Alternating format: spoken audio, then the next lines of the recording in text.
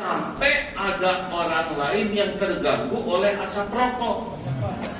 Kalau maaf ya, saya nggak tahu yang mana. Kalau kita merokok itu terserah lah ya. Tapi jangan ada orang yang terganggu. Makin banyak yang terugikan, berarti makin tidak bagus diri kita. Tidak punya rasa tanggung jawab kepada orang lain. Kayak buang sampah sembarangan, itu akhlak jelek. Pernah saya ketemu dengan Dharma Wisata mahasiswa, Pak. Dari bis itu ngeluarin sampah bekas kuaci, bekas permen. Ya Allah, SD 6 tahun, SMP, SMA 6 tahun, 12 tahun, kuliah 5 tahun, 17 tahun sekolah, buang sampah aja gak bisa pada tempatnya. Orang yang ngeganggu orang lain namanya zolim. Kalau orang terbiasa mengganggu orang, walaupun sholat, walau saum, walau ngaji, walau umroh, walau haji, tapi suka mengganggu orang, itu nanti namanya muflis, bangkrut. Karena setiap orang yang tersakiti harus dibayar di akhirat nanti oleh kita. Kalau orang tidak ridho, kita bayar. Dibayar pakai apa? Pakai amal kita. Sholat yang tadi pakai bayar tuh. Saum pakai bayar kalau ada yang terugikan. Beneran ini, karena di akhirat itu ditegakkan keadilan itu. Di dunia mungkin tidak bisa selesai semua, ya. Banyak yang zalim dan tidak selesai di dunia. Di akhirat ketemu nanti. Bisa nggak nih? Bisa ya? Ya, nggak apa-apa. Urusan mah dibuat mudah saja. Ya. Ini penting loh hadirin. Jemuran orang diturunkan, diganti oleh jemuran dia. Orang tidak ridho, demi Allah ketemu di akhirat. Oh iya, faman ya'mal mithqala dzarratin falyughayyirhu wa man ya'mal mithqala dzarratin. Termasuk kalau maaf ya, bapak merokok, orang terus hembus ke yang lain, dan orang lain tidak ridho, hakul yakin di akhirat nanti bakal nagih. Saya tidak ridho, saya menghirup asap ini, nanti kita harus bayar. Makanya kalau bapak mau merokok gak bisa berhenti, bungkus kepalanya pakai kantong kresek supaya bapak sendiri yang pikul, benar? Karena orang lain punya hak untuk dapat udara segar. Pak, saya di tangga di sana, di penginapannya, kayaknya dari bawah tuh 6, sering naik tangga. Pas masuk ke tangga, aduh bau, ternyata lagi nyumput, sembunyi rokok di tangga. Nah, ya terserah, saya sih kan tidak punya hak melarang ya Pak ya, tapi tangga itu udah matang tutup, gak ada jendela, jadi bau asap. Yang naik tangga kan ngos-ngosan. Saya bisa membayangkan di akhirat nanti itu para perokok pasti diambil tuh pakai bayar. Saya tidak bicara masalah hukum ya Pak ya, tidak mengenai hal makhluk enggak. Juga saya tidak melarang karena saya pikir Bapak sudah dewasa, benar. Tapi saya ingatkan bahwa semuanya pasti nanti ada tanggung jawabnya di sisi Allah. Mikir, bisa habis pahala sholat tadi habis. Ya Allah saya enggak ridho, bayar. Kasih itu ya Allah, dia mau galak suka nyakitin saya, bayar. Makanya harus hati-hati ya. Rahasia pertama akhlak itu adalah menahan diri. Semua maksiat, dengar, semua maksiat, semua dosa, semua kelalaian itu penyebabnya memperturutkan hawa nafsu. Pasti nanti jadi rugi. Makanya haji yang mabrur ciri khasnya tidak ganggu orang. Dalilnya tadi, al-muslimu man salima muslimuna min lisanihi wa yadihi. Apakah dalam ibadah? Ya, ibadah juga. Kalau Bapak sholat sendiri dengan sholat jamaah beda. Kalau sendirian, ya sembunyi, nggak apa-apa. Atau ngaji, ya Misal kita ngaji, ada yang sholat, kita ngaji enak, benar bacaannya, tapi yang sholat terganggu, hilang tuh, kita harus bayar, ngerusak sholat orang. Ya, termasuk kalau Bapak sholat jamaah, maaf ya bisa, Bapak harus jaga suara Bapak, jangan sampai terdengar oleh yang sebelah. Karena sir itu adalah terdengar oleh telinga sendiri. Tidak boleh diam. Enggak boleh. Harus terdengar oleh sendiri, tapi tidak terdengar oleh yang sebelah. Ini penting loh Pak, dalam ibadah itu ya. Kalau sholat sendiri silahkan, tapi kalau sudah sholat jamaah, kita punya tanggung jawab menjaga kehusuan yang baik. Halo? Hati-hati ya, yang suka buang sampah sembarangan, dituntut nanti di akhirat. Oh, semuanya tercatat Pak, tidak ada satupun yang tidak dilihat Allah, tidak ada satupun yang tidak dihitung oleh Allah. In ahsantum li anfusikum wa in asatum falaha. Jika kamu berbuat baik, kebaikan untuk dirimu. Jika kamu berbuat jelek, kejelekan balik ke kita. Makanya kalau kita belum bisa berbuat baik, minimal jangan merugikan orang lain. Jelas? Kualitas keislaman kita bisa dilihat, berapa banyak orang yang terugikan oleh kita atau tidak.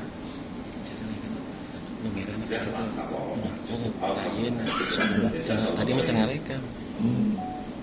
Baru rekam itu kan. Kayak kentut gitu ya. Kentut itu kan nikmat buat yang kentut. Tapi yang diberikan perkentutan gimana ini di kamar pakai AC atau jangan? Biar saya termasuk yang tidak tahan AC Pak, karena di Bandung ya nggak pakai AC.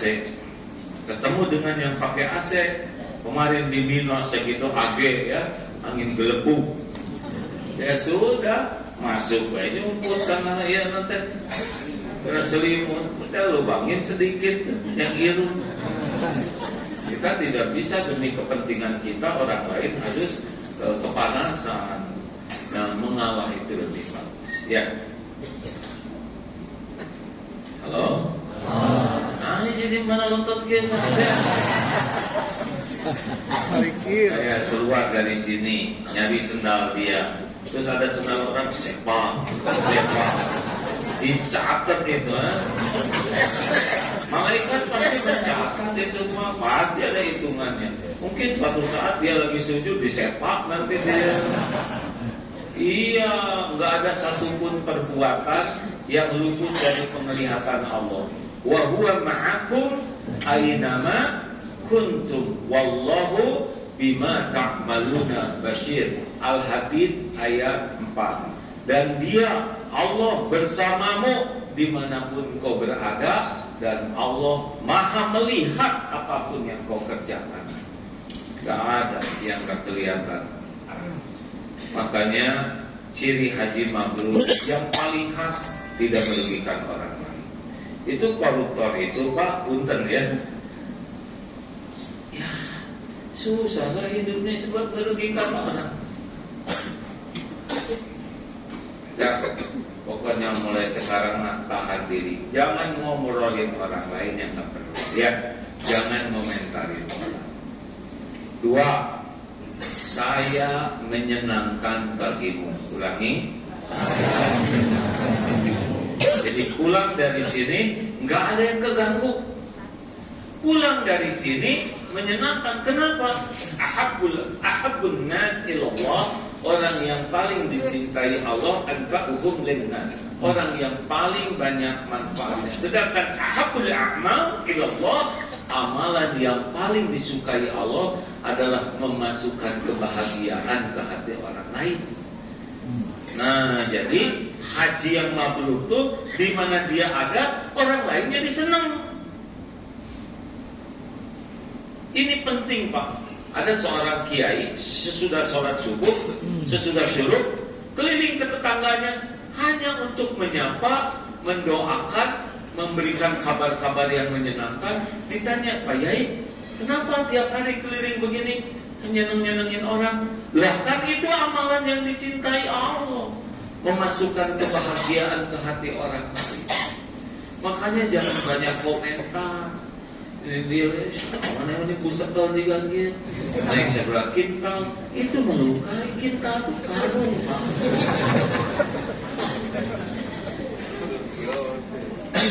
Pas ini syukur kan banyak uban, sudah meninggalkan dunia hitam, maksudnya beruban, tapi kan orang nyangkanya ahli maksiat. Hati-hati, jangan sembarang celetak-celetuk, jangan sembarang nanya, jangan sembarang komentar, kecuali yang bisa bikin orang bahagia. Bahagia itu bukan dibahagiakan, bahagia itu membahagiakan. Manggil istri, betekok, jangan begitu. Panggil yang bisa bikin bahagia. Ini asli loh hadirin. Mau bahagia coba amalkan 5S ciri haji deh. Senyum, salam, sapa, sopan, santun. Coba haji teh. Ini Rasulullah begini. Tidaklah seseorang berjumpa dengan Rasulullah SAW kecuali senyum Rasul itu. Jadi orang tuh lihat Rasul aja udah senang. Itu bibir daripada nganggur nggak jelas. Ngapain? Nih senyum betul. Tapi pakai masker. Walaupun pakai masker, kalau senyum ketahuan. Coba, saya sedang senyum atau tidak? Belum.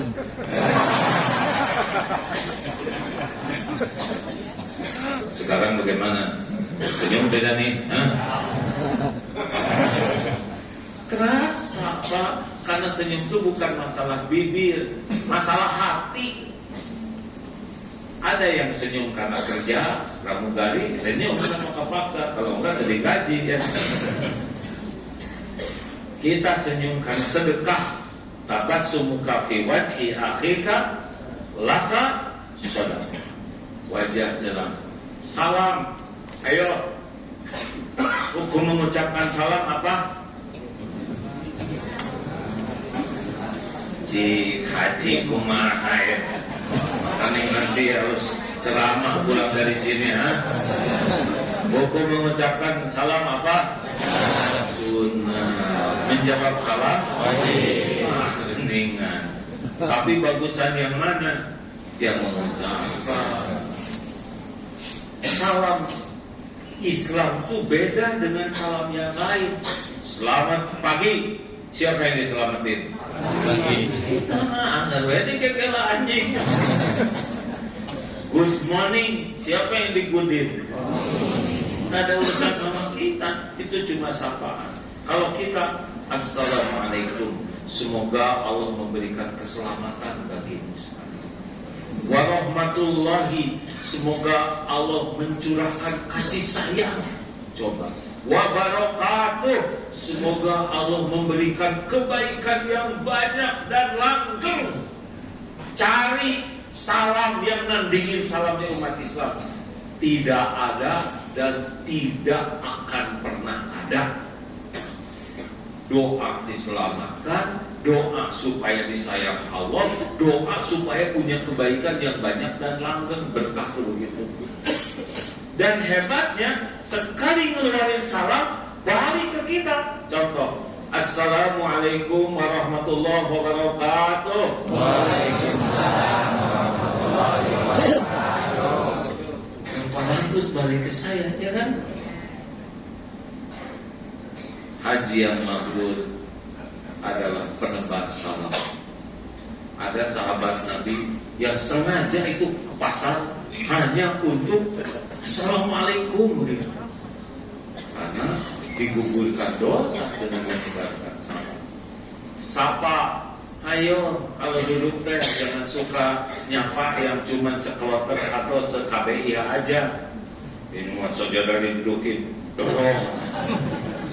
Ini kan innamal mu'minuna ikhwah, saudara. Jangan saudara teh, wah ini mah hanya satu, ini semua Jawa Barat Pak. Lihat yang Jawa Timur, kan saudara. Ternyata yang Jawa Barat itu ada yang lebih saudara lagi, yaitu yang satu kabupaten. Kabupaten lain ya. Ternyata di kabupaten yang saudara itu yang satu KBI KBI yang mau naik ke tujuan diturunin tinalik. Ternyata di satu KBIH ada saudara yang asli, yaitu sekamar Pak. Iya, serbu dulu ya, direbutnya sekamar. Nah saudara yang paling asli itu tukang jajanan semuanya saudara ya. Kalau dulu orang Kristen Pak di gereja katanya kalau mau acara kebaktian itu oleh pastoran teh, ayo sapa kanan kiri depan belakang. Kita mah Jumatan nancepnya sejam juga enggak nyapa satu pun. Sapa dengan baik. Tapi jangan segala ditanya naik berapa kilo. Atau hajinya lunas, mau apa? Jangan juga nanya amal. Semalam tahajud tidak? Lagi saum enggak Senin Kamis? Enggak usah ditanya. Kalau nanya amalan kita, kan orang jadi yang tadinya rahasia kepaksa ngejawab. Mau jawab, enggak saum, bohong. Ngejawab, ini Pak, sini jadi sahur enggak Bu? Alhamdulillah saya sahur. Sebetulnya bukan Senin Kamis, tapi sahur dahulu. Saya kan udah lama sahur dahulu. Udah gitu tiap malam saya tahajud dan saya baca Quran one day one juz. Tapi saya rahasiakan. Habis saja pahalanya gara-gara nanya. Cicing. Jangan banyak tanya. Ini tawaf berapa kali? Mau nanya, untuk apa nanya tawaf berapa kali? Bersaing ya? Ya yang 7 kali. Kurang saya 11 kali. 11-11-nya bisa jadi nggak diterima. Karena ngitung tuh bertanding supaya bisa disebutin sama teman sekamar.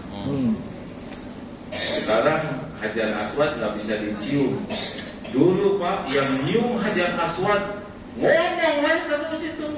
Lagi makan, alhamdulillah. Saya mau nyium aja ngebalas pasti. Berarti tidak kuat karena begitu. Sopan. Nih, coba rasakan. Kalau gini enak nggak nih? Bandingkan dengan jempol, enak mana? Coba rasain. Kalau saya tunjuk wajah, bandingkan dengan jempol, enak mana? Kalau dari mana? Emang udah pernah ngemut jempol saya? Bandingkan dengan tangan terbuka, enak mana?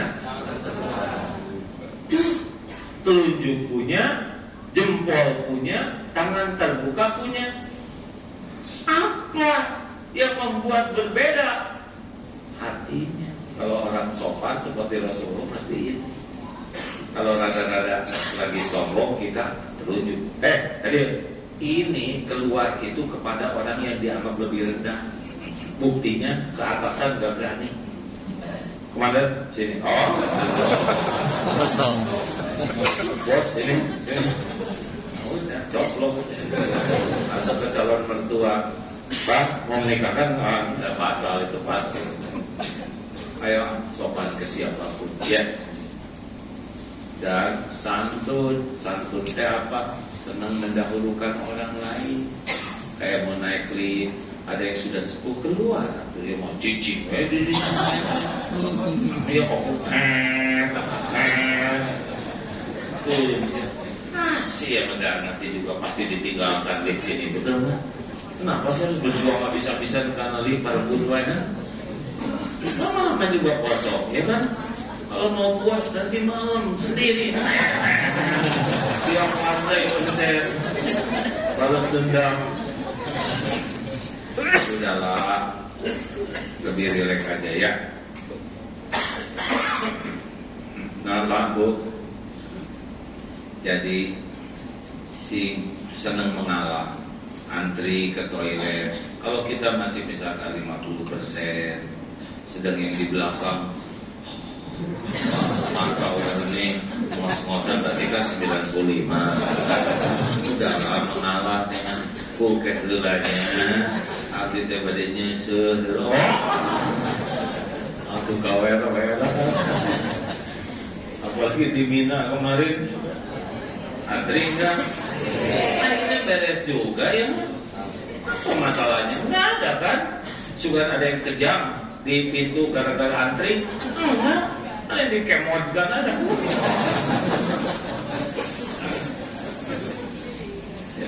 Ya ada ilmunya sebetulnya kalau di Mina itu ya. Tapi itu sengaja dibuat oleh Allah kayak gitu, pengalaman indah. Nyoba kita tidur di tenda, nyoba kita juga di Muzdalifah, benar? Show must go on, benar bisa kita lewati. Makanya jangan banyak mengeluh, sengaja ditaruh begitu supaya kita menikmati. Kamar ini teh jadi lebih enak sepulang dari Mina ya kan? Padahal kamarnya sama. Kenapa jadi hipo? Nah Bapak Ibu, sing sopan santun, senang malam ya.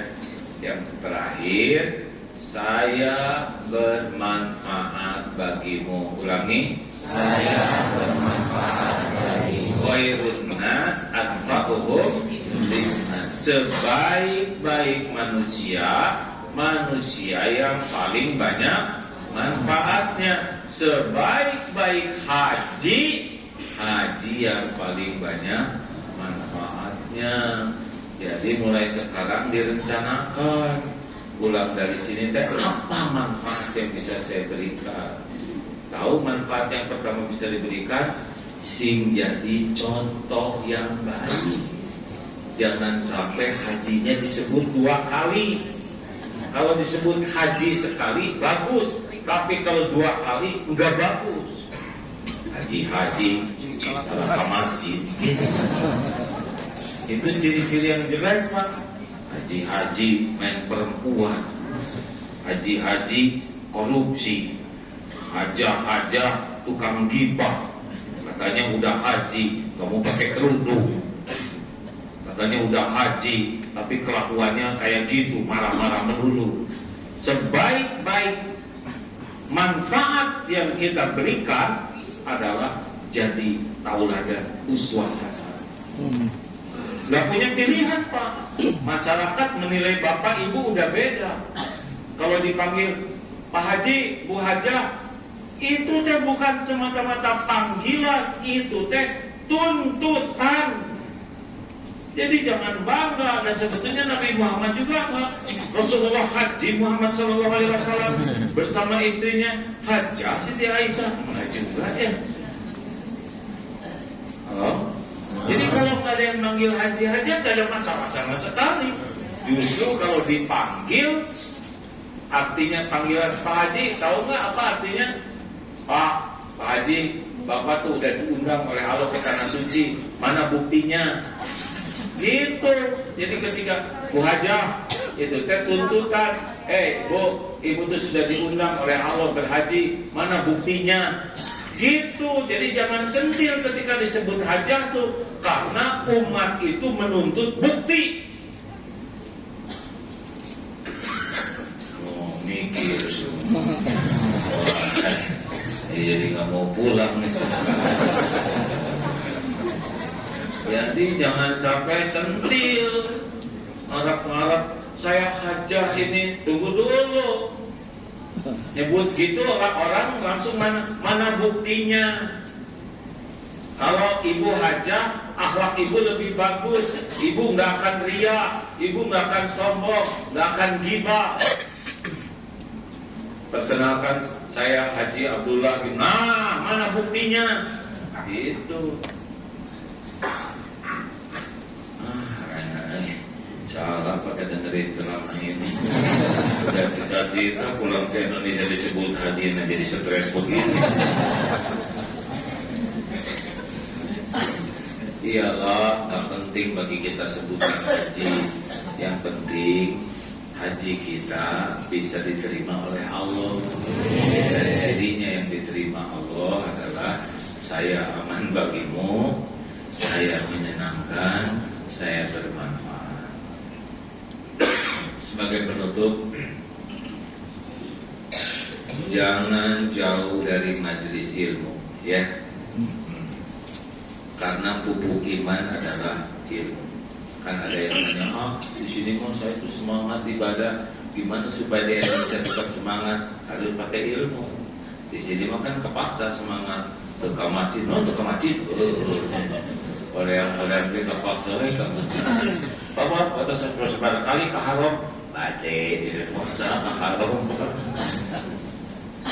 Jadi semua akhlak orang tergantung keyakinan ke Allah dan keyakinan pupuknya ilmu. Makanya kalau ibadah haji kurang ilmu, kurang berubah. Wa may yuridillahu bihi khairan yufaqihu fid-din. Barang siapa yang dicirian ku Allah akan jadi orang baik, cirinya adalah paham agama. Ya, apa yang pertama, jangan jauh dari majelis taklim. Cari orang yang majelis taklim yang betulan, ya. Jangan majelis taklim yang hanya ya tidak bisa dipertanggungjawabkan ilmunya. Sekarang majelis taklim di YouTube juga ya. Terutama ilmu terpenting, ilmu mengenal Allah, ma'rifatullah. Karena kalau tidak kenal Allah, tidak kenal khusyuk, tidak kenal ikhlas, tidak kenal sabar, maka cari ilmu tentang mengenal Allah, ya. Ilmu tauhid Rasulullah 13 tahun pertama pelajarannya tauhid, akidah, keyakinan ke Allah. 2, jangan jauh dari orang soleh, para ulama yang ikhlas. Bukan yang perebut ingin ceramah, perebut ingin jadi imam, yang ya. Justru ulama yang tawadu, bergaul dengan penjual minyak wangi akan ikut harum, bergaul dengan pandai besi akan bau bakaran. Pulang haji, lihat temennya, kalau temennya orang baik-baik, ke bawah baik. Kalau pulang haji temennya tukang maksiat ya. Lihat seseorang mah gampang, lihat temennya. Kalau temennya gapleh, maka dia namanya Pak Gapleh. Kalau temennya ibu-ibu tukang gibah, udah pasti gibah. Berani ngambil keputusan untuk hijrah dari orang yang tidak manfaat ke yang bisa mempengaruhi kita jadi baik. Pokoknya salah tahu rusak. 3, jangan jauh dari masjid. Di sini kerjaan kita kan ke masjid, betul? Bu, Pak, hidup ini kerjaan kita tuh menunggu waktu sholat. Jadi kerjaan kita nunggu sholat. Kan di sini juga begitu ya. Lalu diisi sholat itu tiangnya agama, ibadah yang paling pokok. Sambil nunggu diisi ibadah ghair mahdoh. Kerja itu ibadah. Sambil nunggu yang mahdohnya, sholatnya. Ngurus keluarga itu ibadah. Ngedidik anak ibadah. Olahraga ibadah kalau niat dan caranya benar. Sambil nunggu waktu sholat. Telat makan jadi masalah tidak? Jawab. Telat tidur jadi masalah tidak? Telat bayar utang jadi masalah tidak? Tahu sumber masalah yang paling besar? Telat sholat. Makanya disebutkan as-sholatu ala waktiha, itu amalan yang paling dicintai Allah di atas birrul walidain, di atas jihad fisabilillah. Ayo TBM, tepat waktu berjamaah di masjid. Pak Haji, kalau tidak ke masjid, namanya hajah. Hajah Asep.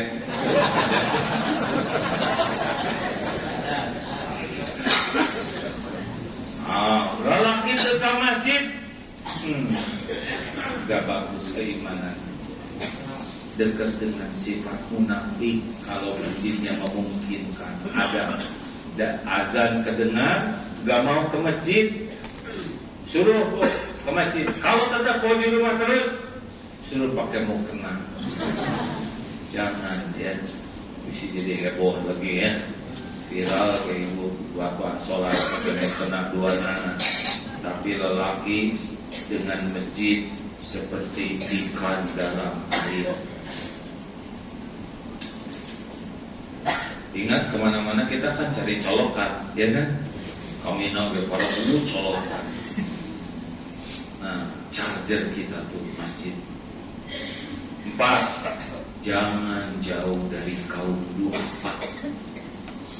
Ini kita mah nggak akan sukses. Bapak Ibu mau sukses dalam bisnis, dalam kerja, dalam keluarga. Sukses mah bukan karena pintar, bukan karena ahli. Sukses itu di antara gerbang pertolongan Allah adalah senang nolong kaum duafa. Kasih 50.000 keluar rumah, ya Allah, si bahagia, anaknya si soleh. Bisa dibalikin, kita nasihatin anak nggak mempan. Kenapa nggak mempan nasihatin anak? Karena anak tahu modal bapaknya, ya kan? Ngaji. Anak tahu bapak ikro jilid 2 dia terutama. Tapi sedekah didoakan oleh orang yang disedekahi, membalik itu hati anak. Bapak ngedidik istri mah hese susah. Coba saya lihat dulu ya. Bapak udah dengar nggak ceramah tentang singa di sini? Gini Pak, kalau orang nikah itu orang datang salaman, doa, ngasih kado, ya. Tapi kalau singa nikah, binatang lain nggak boleh dekat. Nah singa lagi mau nikah, kucing datang. Wah singa teh emosi toh, pas mau dihapok kata kucing, tunggu dulu singa, saya harus bicara. Apa? Terus kucing ngomong gini, singa. Oh, langsung singa pucat di pelaminan. Coba apa kata kucing? Kucing bilang begini, singa, jangan sombong kamu ya. Saya ini dulunya singa, tapi sudah nikah jadi kucing. Jelas, Meng? Terus jelas. Gagal kayak mengewel. Bapak saya tentara, jadi saya cerita ini gak malu ya. Kantor loreng TNI, pulang ke rumah ganti loreng kucing. Aduh, bisa. Pak, gimana saya bisa menasehati istri? Karena banyak sedekah, sabar, banyak sedekah, doa, mubalik. Suami saya licah pisan, kayaknya Google ke-8. Ya saya dicari sedekah Bu yang banyak. Nanti doa mereka, ya Allah tolong itu keluarga sing sakinah. Bisa dibalikin, suaminya belum itu berkah doa. Rumah teh mengeong.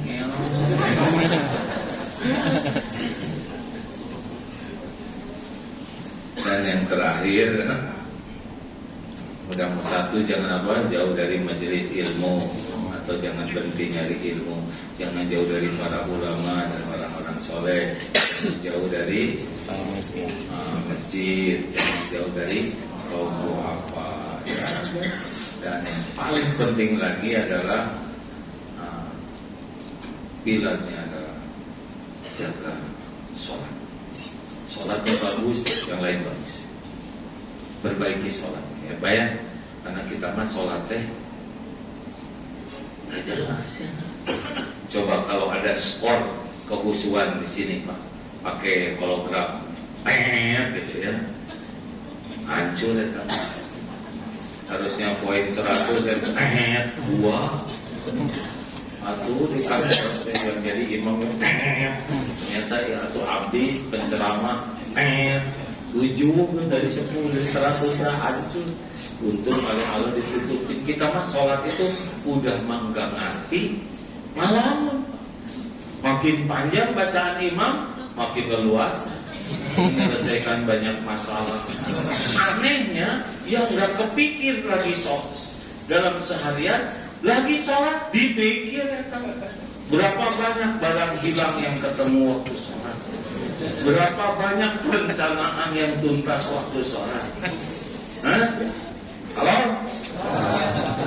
Berapa banyak kiloan? Aduh, kumaha kiloan ya. Udah teuing koper. Makanya baru saya bohong, marah lah ya koper. Terus dibongkar lagi koper teh. Beli kemana? Dan tidak merasa bersalah. Kita mah sholat, ruku, sujud, mulut nyebut nama Allah, hati enggak. Padahal wa aqimis sholat lidzikr, dan dirikanlah sholat untuk mengingat. Nah, ini pesan yang utama.